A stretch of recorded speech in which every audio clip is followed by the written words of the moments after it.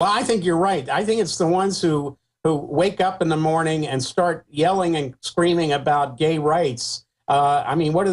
They live and breathe this every day. They're usually the ones that are caught. You know, these people, I mean, they have a problem. And 9 times out of 10, you know, we were talking about Miss South Carolina, Lindsey Graham. Yeah, I mean, there's a perfect example where everybody in South Carolina knows about him, but yet he's the first one to stand up on the soapbox and talk about how, you know, we can't have same-sex marriage and all these other things. So I think, I do recall that one person back in the early 80s who was going to be censured by the House for running a callboy service allegedly out of his basement of his townhouse said, look, you go after me. I'm going to right now name 25% of the House members I know. And this is back then, so it was different kind of mindset. That's Barney Frank on the House floor. That was Barney Frank. Right, exactly. And they were mostly Republicans he was talking about. So obviously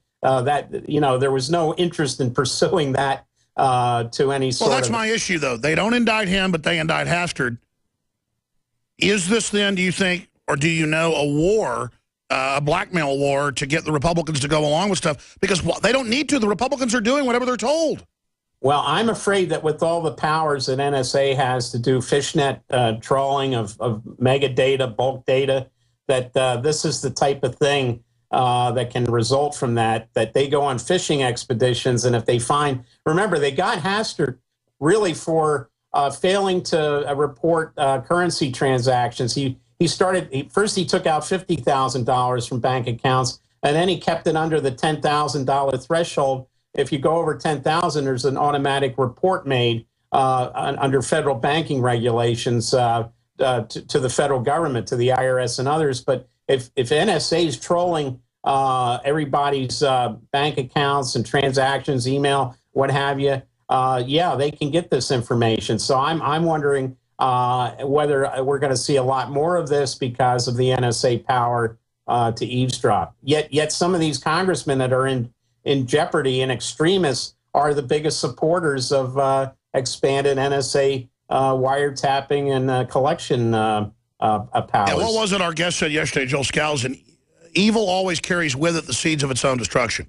And it's crazy. Yeah, these guys do what destroys them. They dig a pit for us, and then they fall into it. Right.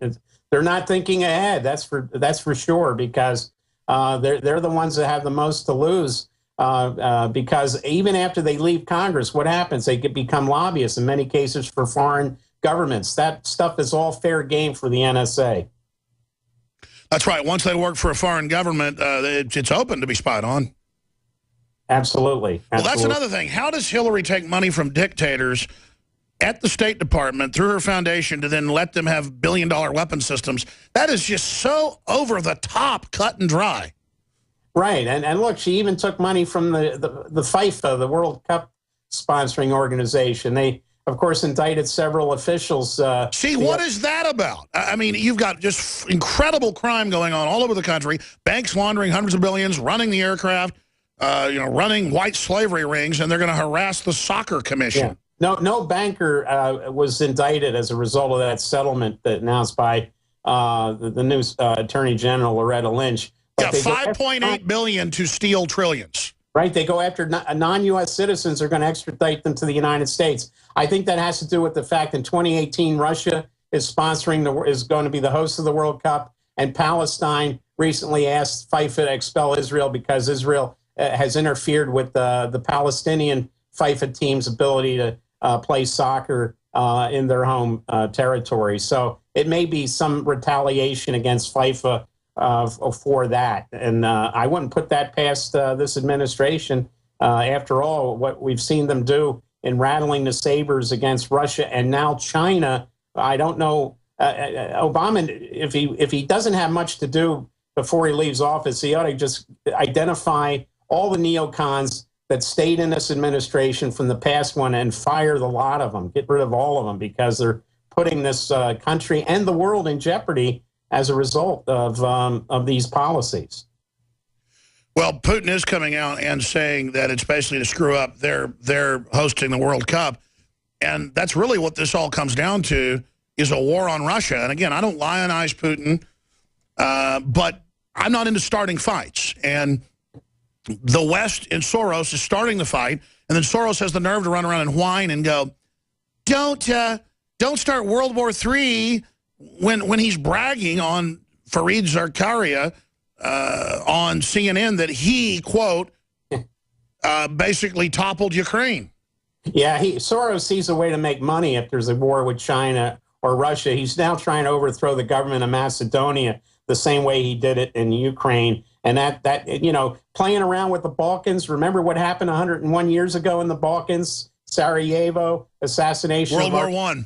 World War I, the war that they said war to end all wars. Of course, it wasn't. But that's why this guy Soros needs to be put in a straitjacket and you know, in a place like Hannibal Lecter, where he's beyond exactly how comic book bad guys are one thing. And when I grew up, I thought there's nobody really like this until I sort of Soros. I mean, a weirdo Nazi collaborator, 87 years old, involved toppling governments, trying to put radical Islamists in control of the Middle East, trying to.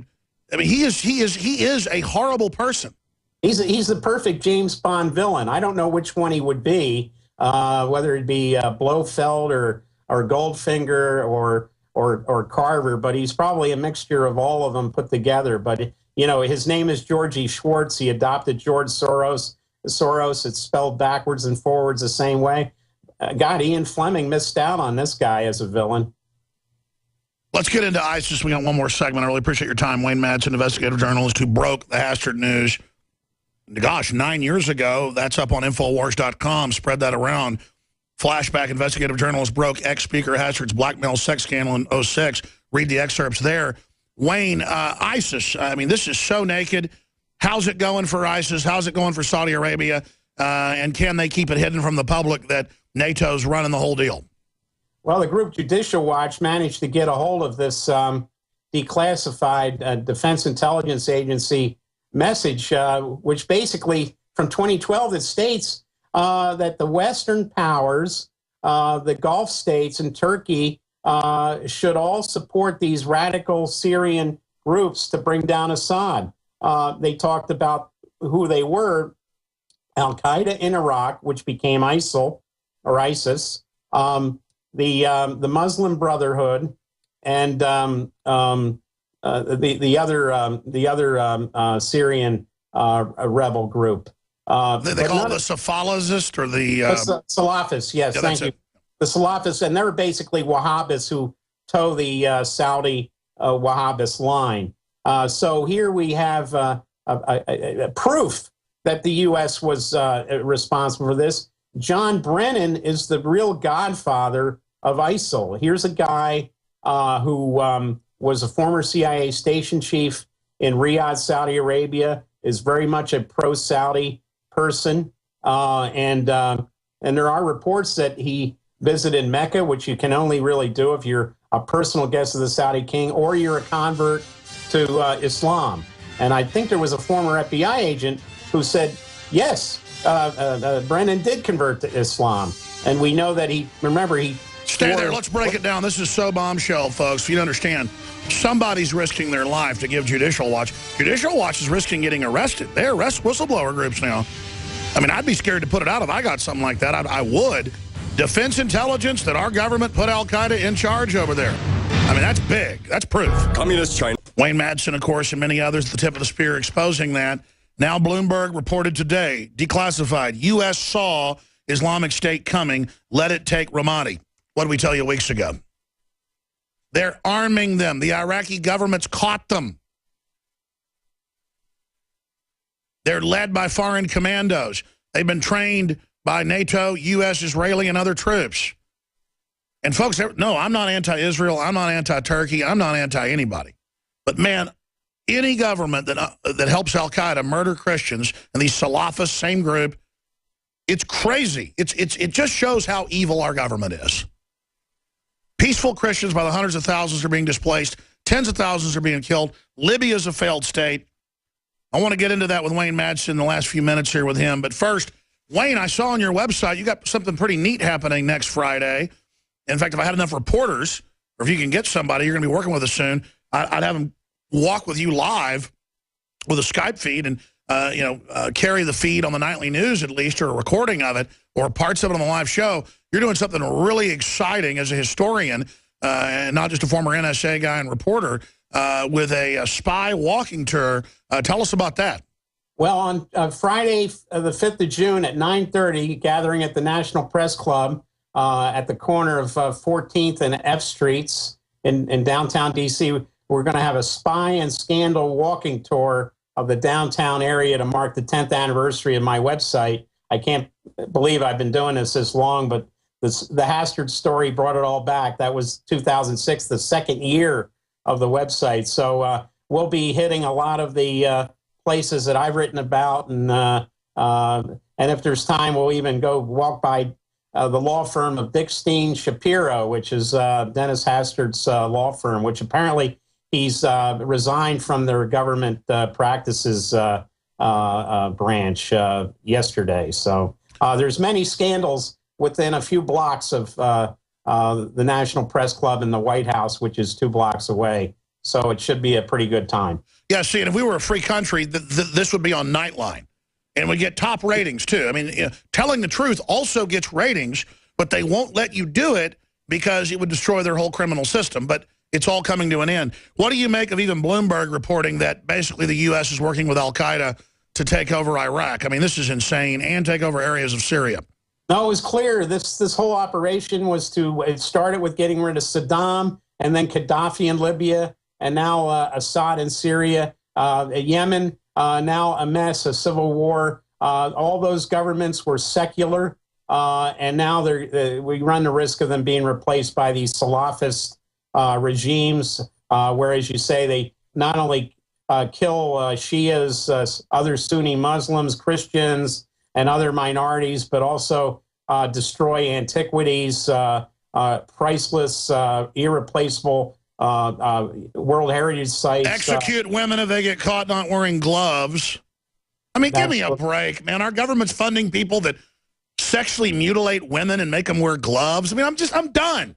I'm done with the scum that runs our government. And you know, this defense intelligence leak, that shows people inside are really upset too, right, Wayne? Yes, because I looked at that message, and unusually the header information, you know, we don't know where it's from. That's been blocked out. Some of the action and info at ease at the top of the message have been blacked out. Normally they don't black that out, but they let the bit remain about the U.S. and Israel and Western Europe, Turkey and the Gulf states, Saudi Arabia and Qatar supporting these radicals to overthrow Assad. Yeah, the military is just really upset. I think the globalists have gone too far. Wayne Madsen, thank you so much. God bless you. It's good to have you on the team.